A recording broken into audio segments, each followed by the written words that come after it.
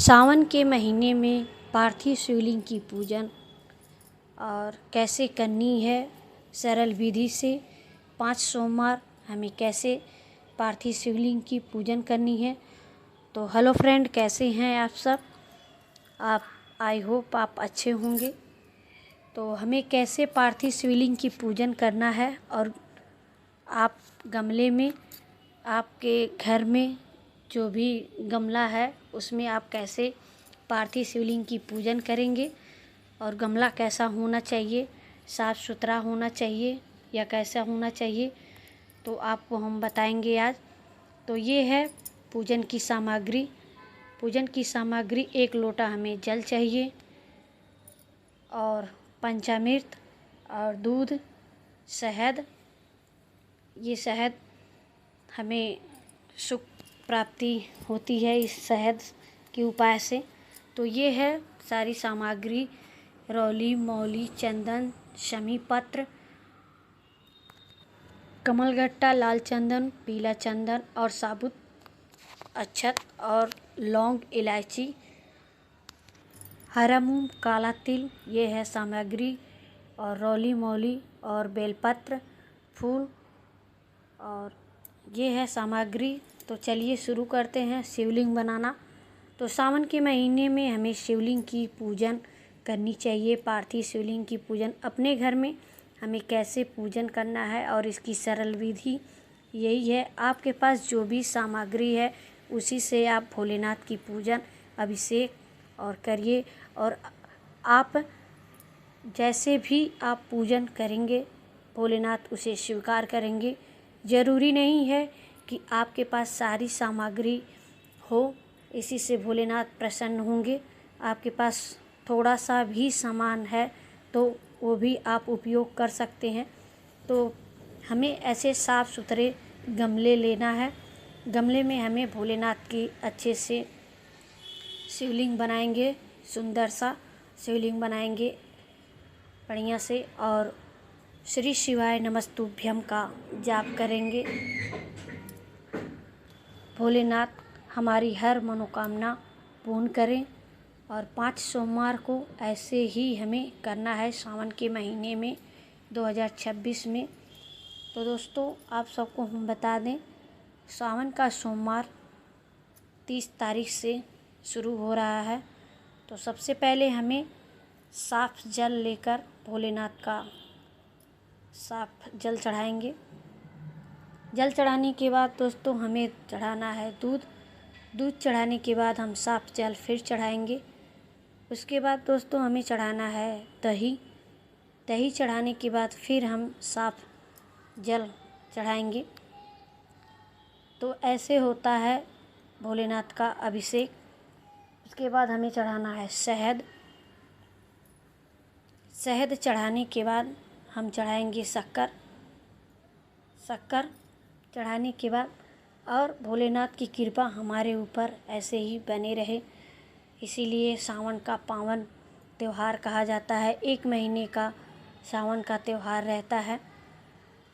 तो सावन का महीना वह महीना है, पावन महीना, भोलेनाथ का समय है, भोलेनाथ का दिन होता है। आप जो भी मांगेंगे वो पूरा होगा। जो भी आप कहेंगे भोलेनाथ से वह भोलेनाथ सुनेंगे और उसे स्वीकार भी करेंगे। तो ये है पंचामृत जो हमने चढ़ाया भोलेनाथ के ऊपर। उसके बाद हमने साफ जल से भोलेनाथ के ऊपर चढ़ाया। तो आप इस तरह से आप पूजन करिए भोलेनाथ का अपने घर में। आप गमला कैसा भी हो, आपके गमले में पौधा भी है तब भी चलेगा पूजन करने के लिए। बहुत सी माताएं बहनें के पास गमला नहीं, खाली गमला नहीं है तो भी कोई बात नहीं है। आप जिस गमला में पौधा लगा हो वो भी पौधा वाला गमला ले सकते हैं, उसमें भी आप कर सकते हैं, क्योंकि पंडित प्रदीप मिश्रा जी ये बताए हैं। पौधे वाला भी गमला चलेगा। तो श्री शिवाय नमस्तुभ्यम बोलते हुए, भोलेनाथ का मूल मंत्र का जाप करते हुए हमें पार्थिव शिवलिंग की पूजन 5 सोमवार तक ऐसे ही करना है। बहुत सी माताएं बहनें व्रत रहती हैं, तो व्रत में पार्थिव शिवलिंग की पूजन बहुत ही शुभ और बहुत ही फलदायक माना गया है। तो ऐसे ही हमें करना है। सरल विधि यही है, सरल उपाय यही है। और पूजन कंप्लीट हो चुका है। इसके बाद हम 1 लोटा जल भोलेनाथ को चढ़ाएंगे। भोलेनाथ को हमें बोलना है श्री शिवाय नमस्तुभ्यम मूल मंत्र का जाप करते हुए 1 लोटा जल हमें चढ़ाना है। 1 लोटा जल सारी समस्या का हल, ये प्रदीप मिश्रा जी बताते हैं। तो श्री शिवाय नमस्तुभ्यम, श्री शिवाय नमस्तुभ्यम, श्री शिवाय नमस्तुभ्यम, श्री शिवाय नमस्तुभ्यम, श्री शिवाय नमस्तुभ्यम मूल मंत्र का जाप करते हुए आपको सारी सामग्री चढ़ानी है। श्री शिवाय नमस्तुभ्यम, श्री शिवाय नमस्तुभ्यम। पीला चंदन पहले चढ़ाना है, फिर अबीर चढ़ाना है हमें। श्री शिवाय नमस्तुभ्यम, श्री शिवाय नमस्तुभ्यम, श्री शिवाय नमस्तुभ्यम, श्री शिवाय नमस्तुभ्यम, श्री शिवाय नमस्तुभ्यम, श्री शिवाय नमस्तुभ्यम। काला तिल जो शनिदेव का प्रतीक है, हमारे शनि देव जो रूठे हुए हैं, वो शनिदेव की कृपा हम पर बनी रहे। लौंग इलायची भोलेनाथ को चढ़ाए सुख शांति के लिए, लक्ष्मी प्राप्ति के लिए। साबूदाना वैभव आगे बढ़ाने के लिए। लाल चंदन। श्री शिवाय नमस्तुभ्यम कमलगट्टा 5 चढ़ाइए। आपके पास जितना हो उतना ही चढ़ाइए।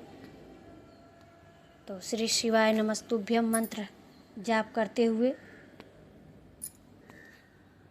रौली मौली कलावा जो भी हो आपके पास वो चढ़ाइए भोलेनाथ को। वस्त्र के तौर पे, ये वस्त्र के तौर पे चढ़ाया जाता है रौली।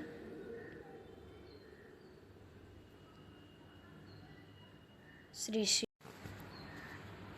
भोलेनाथ को हम धूप दिखाएंगे।